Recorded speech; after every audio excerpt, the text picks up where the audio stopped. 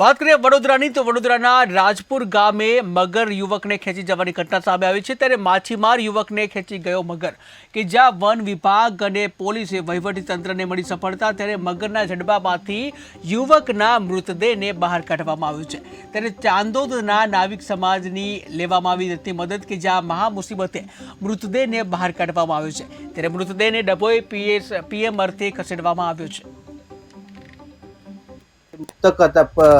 મૃતક અમિતભાઈ પૂનમભાઈ વસાવા ઉંમર વર્ષ 30 વર્ષ છે, જેઓ અહીંયા રોજગારી માટે આવેલા હતા। છેલ્લા 3 માસથી અહીંયા એમના સગાવાલાને ત્યાં રહેતા હતા। તે માછીમારી જે ઝાડ નાખી લેતી તે ચેક કરવા ગયેલા હતા।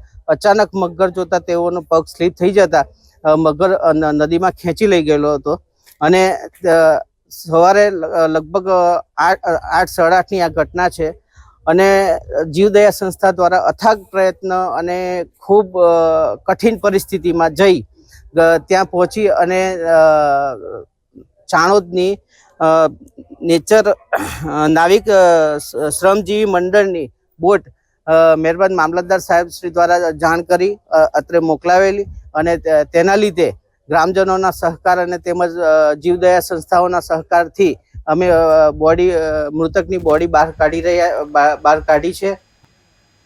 પીએમ માટે